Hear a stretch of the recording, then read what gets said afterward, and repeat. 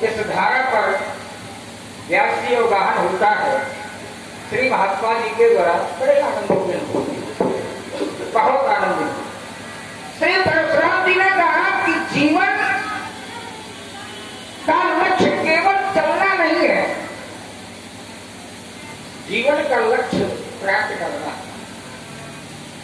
बड़ा दिव्य दर्शन आया श्री परशुराम जी का। जीवन का लक्ष्य चलना ही नहीं है, जीवन का लक्ष्य प्राप्त करना है। अब जीवन का लक्ष्य प्राप्त करना तो है, लेकिन जीव किसको प्राप्त करेगा कि उसके लक्ष्य की पूर्ति हो जाएगी। तो जब जीव परमात्मा को प्राप्त कर लेता है तो उसके लक्ष्य की पूर्ति, जैसा कि श्री परशुराम जी ने दर्शन, वास्तविक दर्शन यही है। आप लोग भी विचार करें कि जीवन का चलना केवल आपका चलना ही लक्ष्य नहीं है, बहुत ज्यादा धनवान हो जाना ही लक्ष्य नहीं है, बहुत ज्यादा बलवान हो जाना ही लक्ष्य नहीं है। आपके जीवन का लक्ष्य है परमात्मा की प्राप्ति। प्रयास करिए, जीवन का लक्ष्य है। क्यों? क्योंकि मैंने विचार किया तो पाया ये कि जो आया है उसको जाना भी पड़ेगा, और यदि वो बिना परमात्मा की प्राप्ति के जाएगा तो उसका मानव संसार्थक नहीं है, उसके लक्ष्य की पूर्ति नहीं है। पुनर्जन्म पुनर्विमरणम पुनर्जन्मी जठरे शयनम, जिसका जन्म है उसकी मृत्यु है, ये भी तो निश्चित है कि जो आया है उसको जाना पड़ेगा। पर व्यक्ति प्रातः काल होते ही व्यास जी महाराज ये जीव निकलता है अपने घर से, लेकिन प्रातः कालीन होने के बाद ये जीव अपने घर से निकलता है, पर निकल तो गया, पर ये भी निश्चित नहीं है कि वो शाम होते ही अपने घर आता है या कौन कहां से आया है किसी को मालूम नहीं है, कब किसको जाना है किसी को मालूम नहीं है। आइए जरा पुरानी धारा पर अवगाहन करते हुए बड़ी पुरानी यादें कुछ ताज़ी करते हैं। कहां से आए, कहां से आए, कहां से आए, कहां से आए हो भैया, कहां से आए, कहां से आए, कहां से आए, कहां से आए, कैसे आए, अरे किसी को ये मालूम नहीं,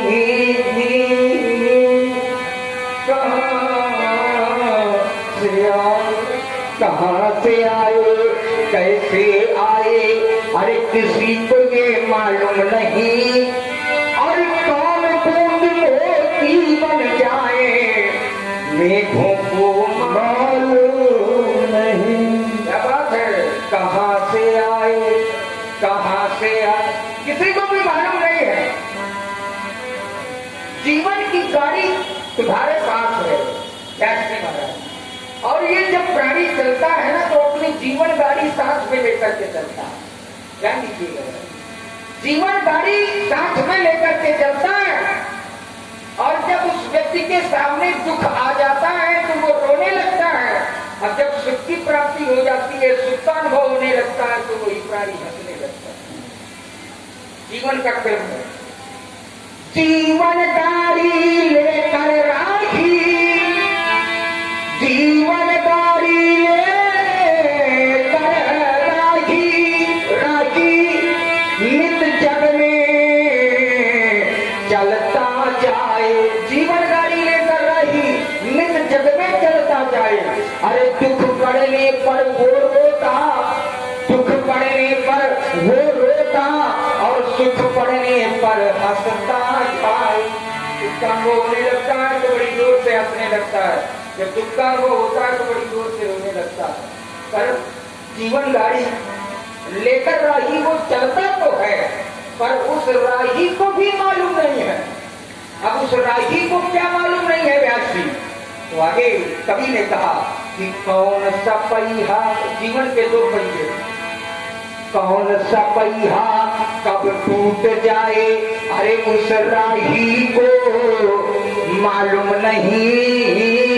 कौन सा पहिया कब टूट जाए, अरे उस राही को मालूम नहीं।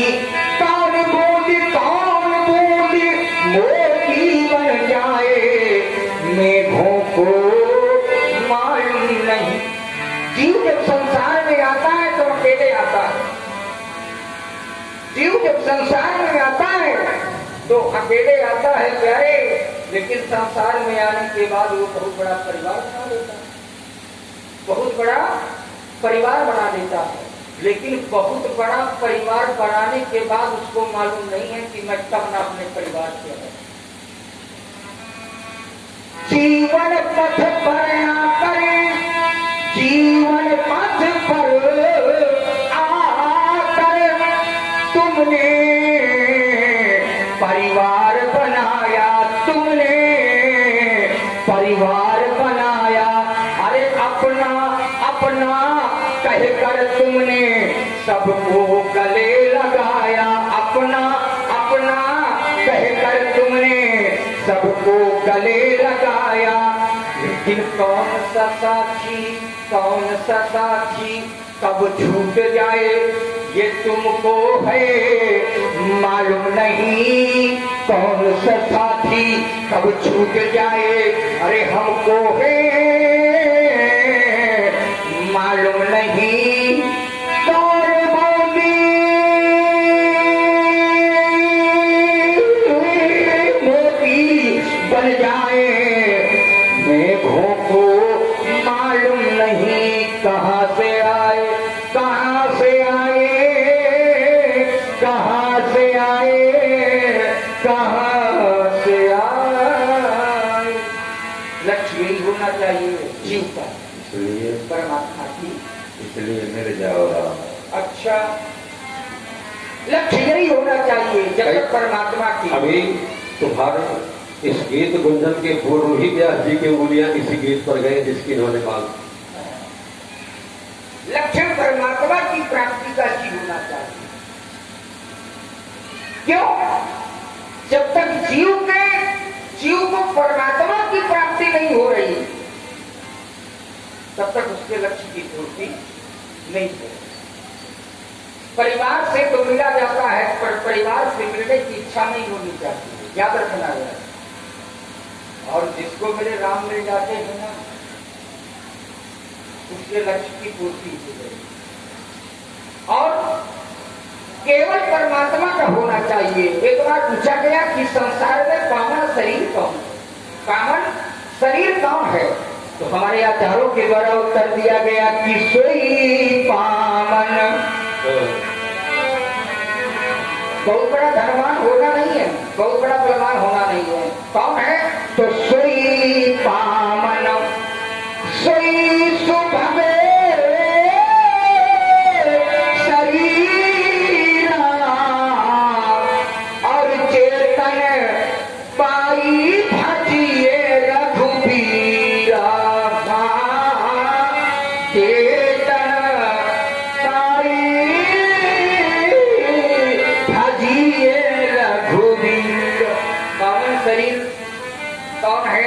जो कि मानव तन पाने के बाद ही परमात्मा का भजन करता है, परमात्मा का नित्य चिंतन करता है।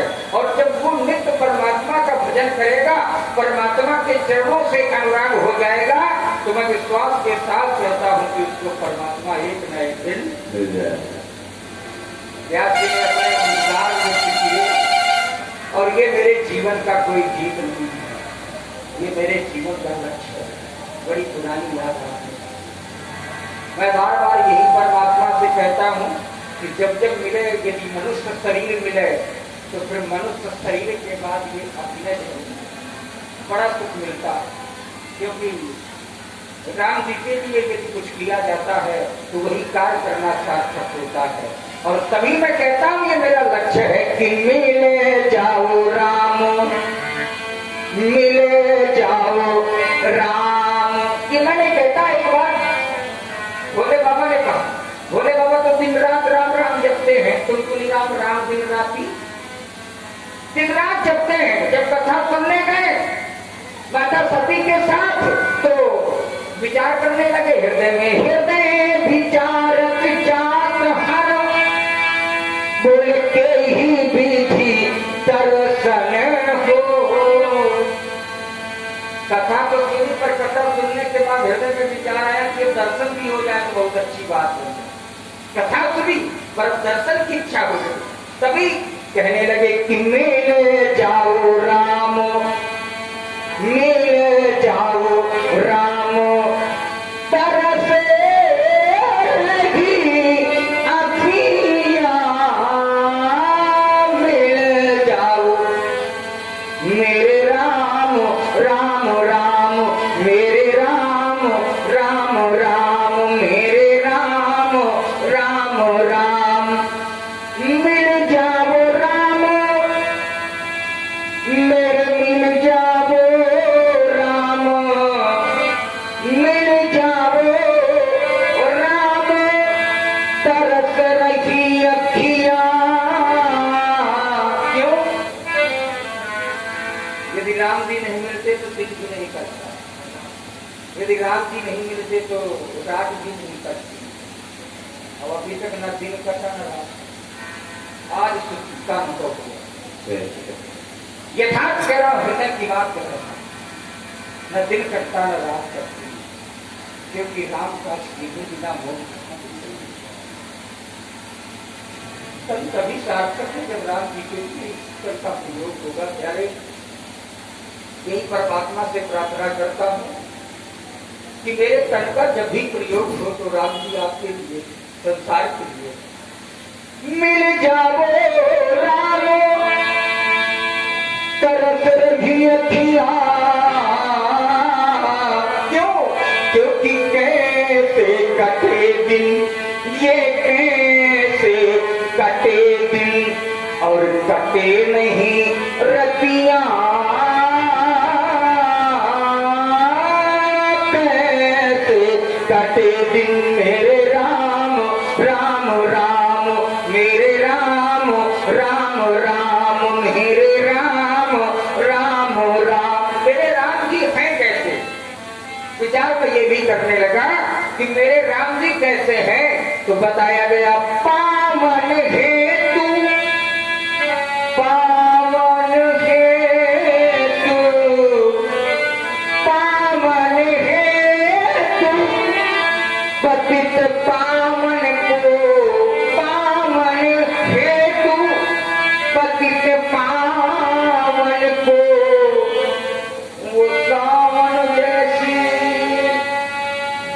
सावन जैसी, ओ सावन जैसी, अरे बरस रही अखियां, मिल जाओ राम, तरस रही अखियां, मिल जाओ राम, मेरे राम, राम राम। एक बार सभी लोग बोले जरा बचाइए, मेरे राम, राम राम मेरे राम, राम राम मेरे राम, राम राम मेरे राम, राम राम। और अपने लीला बिहारी सरकार से यही प्रार्थना करते हैं कि जिस वृक्ष में यह कार्यक्रम लीला बिहारी सरकार की लीला संपन्न कराई गई है, उसमें आत्मा को अपने चरणों में स्थान में यही प्रार्थना है। भाई